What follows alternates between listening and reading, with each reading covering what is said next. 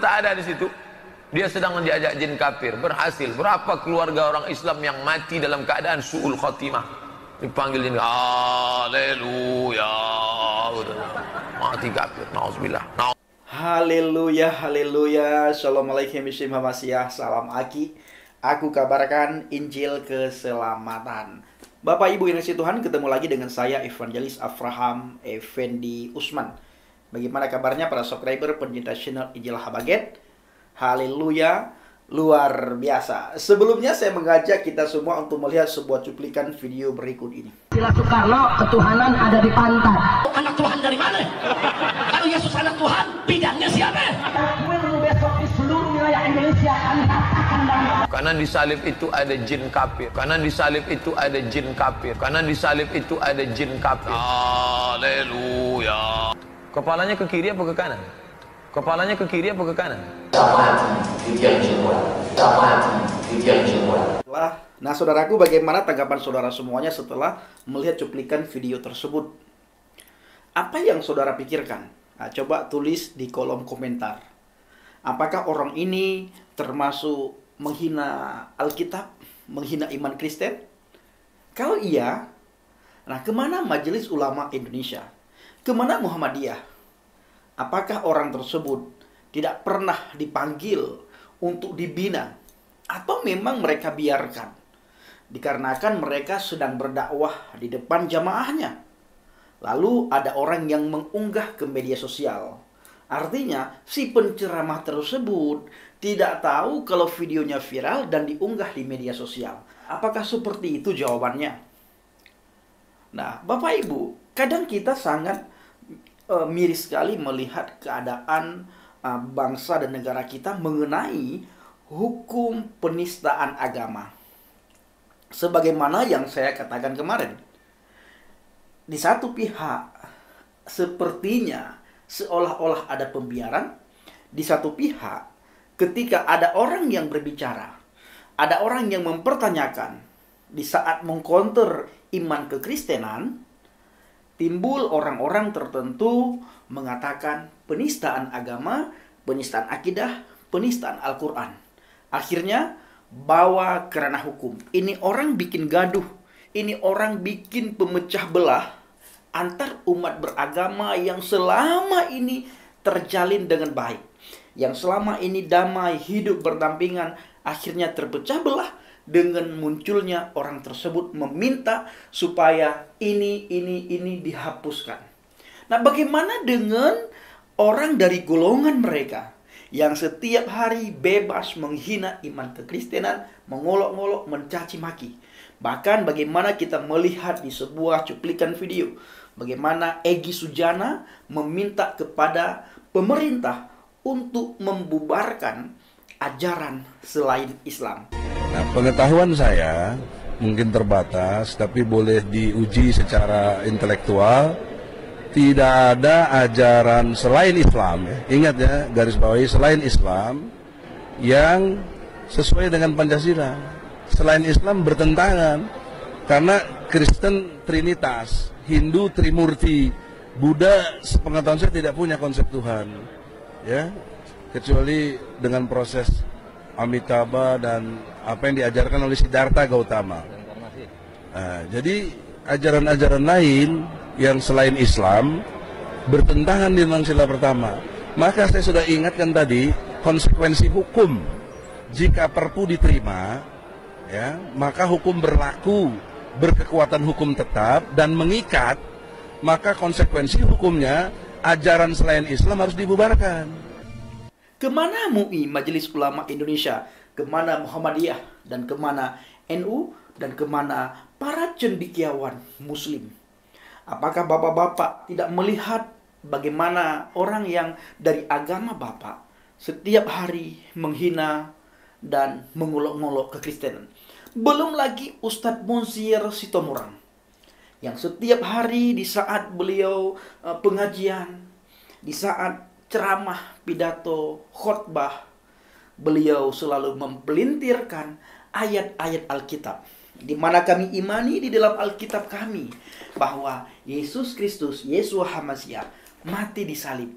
Beliau datang mengutip ayat itu, lalu beliau tafsirkan menurut pemikiran beliau yang tidak sesuai dengan Alkitab. Kemana hukum penistaan agama? Kemana hukum penistaan ayat?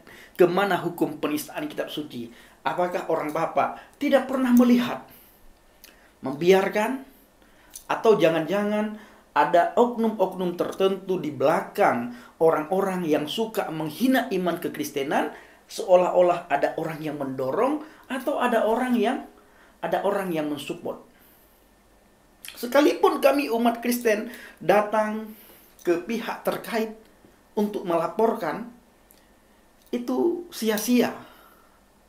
Dan suara kami tidak akan didengar. Malah kami mendengar teriakan, kalian minoritas di bangsa Indonesia ini, jangan bikin gaduh. Lalu ketika kami berkata, lah kalian kan bikin gaduh. Ingat ya, orang ini yang menghina kitabmu, yang menghina agamamu, yang menghina Tuhanmu, mereka nggak bikin gaduh. Mereka lagi ceramah, mereka lagi khotbah. Wow, halo, ceramah khotbah kok menghina iman kekristenan. Nah, ayo, kalau memang hukum penistaan agama diterapkan, terapkan juga kepada siapapun yang menghina iman yang bukan imannya. Agama apapun, oknum manapun, silahkan ditindak. Jangan ketika ada orang Kristen bangun berdiri mengatakan ini dan mengusulkan ini, semua orang berbondong-bondong, berjubel orang datang mengatakan penistaan, lapor, penjarakan, bahkan ada yang dikasih tinja seperti saudara kami Bapak Muhammad Keci. Mana hati nuraninya? Islam yang namanya rahmatan lil alamin, yang bisa dirasakan oleh orang, yang bisa dilihat oleh orang, mana? Benarkah rahmatan lil alamin? Apakah tidak pernah orang bapak-bapak pikirkan bagaimana rasa hati kami, bagaimana perasaan kami ketika kitab suci kami puluhan tahun menjadi olok-olokan para ustadz? Begitu zaman internet, kami mencoba mengcounter, lalu kami coba bertanya tentang iman Islam. Banyak orang kebakaran jenggot. Banyak orang datang, banyak orang muncul, banyak orang menganggap penistaan agama. Banyak orang mengusulkan, ayo ramai-ramai masyarakat Islam, masyarakat Muslim, laporkan si A ke bagian penegak hukum agar diproses, agar ada efek jera. Apakah efek jera itu hanya berlaku bagi non-Islam karena Islam di bangsa dan negara ini mayoritas? Nah, kepada bapak-bapak dari Muhammadiyah, dari MUI, dari NU, dan dari organisasi apapun, tolong dong. Tolong diperhatikan juga manusia-manusia yang menghina iman kekristenan. Nababan, begitu liciknya dia menyampaikan, dia berkhotbah, dia berdakwah. Bukan Al-Quran, bukan adab akidah Islam yang dia bawakan, yang dia sampaikan, tetapi Alkitab, ayat Alkitab dia baca, dia printir menurut pemikiran dia. Lalu orang-orang bapak berkata dia lagi berdakwah. Apakah seperti itu? Kalau saya malu sekali. Malu sekali. Nah, saudaraku para subscriber pencinta channel Injil Habaget, saya akan membacakan Mazmur bagi kita semuanya di dalam 120. Di situ tertulis, nyanyian ziarah. Dalam kesesakan aku berseru kepada Yahweh, dan ia menjawab aku. Ya Yahweh, lepaskanlah aku daripada bibir dusta, daripada lidah penipu. Apakah yang diberikan kepadamu dan apakah yang ditambahkan kepadamu, hai lidah penipu? Panah-panah yang tajam dari pahlawan dan bara kayu arar. Celakalah aku, karena harus tinggal sebagai orang Mesir di Mekah, karena harus diam di antara kemah-kemah Kedar. Cukup lama aku tinggal bersama-sama dengan orang-orang yang membenci perdamaian. Ayat yang ke-7, aku ini suka perdamaian, tetapi apabila aku berbicara, maka mereka menghendaki perang. Nah, coba Bapak Ibu renungkan Mazmur 120 ayat yang ke-1 sampai dengan ayat yang ke-7. Lalu Mazmur ini seolah-olah Bapak Ibu bawa ke dalam kehidupan Bapak Ibu. Seolah-olah Mekah yang digambarkan di sini itu adalah bangsa dan negara kita. Dan seolah-olah ayat yang ke-8, aku ini suka berdamai, tetapi apabila aku berbicara, ketika kita berbicara, maka mereka menghendaki perang. Kira-kira bagaimana tanggapan Bapak Ibu semuanya? Saya tunggu di kolom komentar Injil Habaget. Komentarlah dengan sopan santun. Komentarlah dengan lemah lembut. Tunjukkan kalau kita adalah orang yang beragama, orang yang beriman, dan orang yang bertuhan. Tetap utamakan kasih, baik melalui lisan, perbuatan, maupun tulisan saudara di medsos, apalagi di kolom komentar Injil Habaget. Sebagaimana yang sering saya sampaikan, ayat yang membuat saya luar biasa. Yohanes 14 ayat 6, Yohanes 3 ayat 16. Akulah jalan dan kebenaran dan hidup. Tidak ada seorang pun yang bisa datang kepada Bapa kalau tidak melalui aku. Tidak ada satu manusia pun yang bisa masuk surga kalau tidak melalui Yesus Hamasiah, Yesus Kristus. Sehebat apapun profesinya masa di dunia ini, sebanyak apapun amalnya masa di dunia ini, sehebat apapun jaya, sukses, dan kayanya masa di dunia ini, tidak akan bisa bertemu dengan Tuhan, Sang Pencipta Khalik, kalau tidak melalui Yesus Hamasiah. Tidak bisa dengan hebat dan gagahnya kita. Tidak bisa dengan amal banyak dan baiknya lalu kita bawa ke hadapan Tuhan untuk menyogok Tuhan. Tidak bisa. Masuk surga hanya karena rahman dan rahimnya Tuhan, sebagaimana tertulis dalam Alkitab, melalui Yesus Hamasiah, firman Tuhan yang hidup.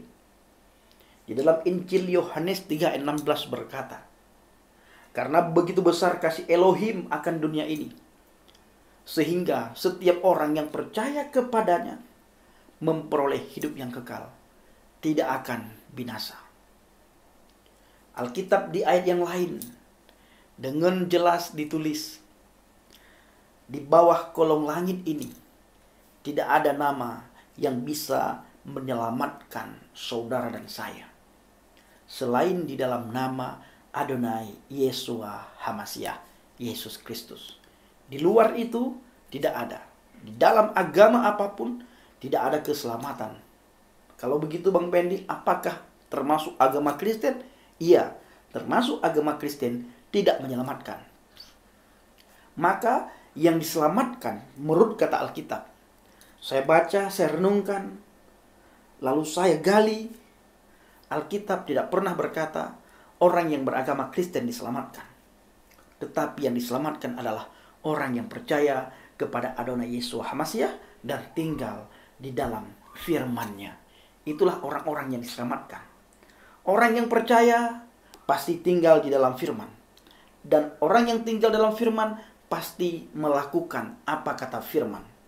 Bila ada orang yang mengaku percaya tapi tidak tinggal di dalam firman, apalagi melakukan apa yang diperintahkan oleh firman, maka orang tersebut, sebagaimana sering saya katakan, bahwa orang itu tidak termasuk, tidak dikategorikan orang yang percaya.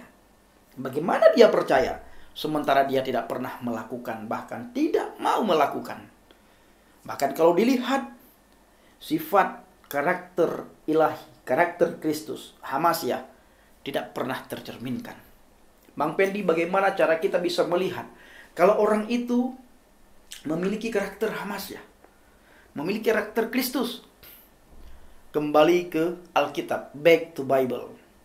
Alkitab berkata, wahai para subscriber pencinta channel Injil Habakkuk, kita dikenal dari buahnya, dan engkau mengenal mereka dari buahnya. Kita bisa melihat dari tutur kata, dari lisan, dari tulisan, dari perbuatan. Selain kita melihat dari ucapan pengakuannya, iman dia kepada Adonai Yeshua HaMashiach, firman yang hidup, yang turun ke dunia ini, menjadi manusia yang sempurna, membawa saudara dan saya ke surga. Nah, begitulah cara kita melihat. Karena di dalam Alkitab juga dikatakan, engkau akan menemukan kembali, engkau akan melihat kembali bahwa ada perbedaan antara orang yang melayani Tuhan dengan benar ataupun dengan orang yang tidak melayani Tuhan dengan benar, alias fasik. Bapak Ibu yang dikasihi Tuhan, para subscriber pencinta channel Injil Habakkuk, saya selalu berdoa kepada Tuhan untuk saudara semuanya, agar dijauhkan dari segala mara bahaya, celaka maupun musibah, maupun sakit penyakit, lebih-lebih lagi virus yang lagi melanda bangsa dan negara kita.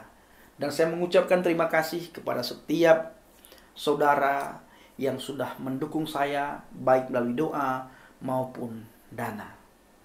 Tuhan Yeshua HaMashiach, Ruach Kudus, memberkati kita semua. Haleluya. Amin.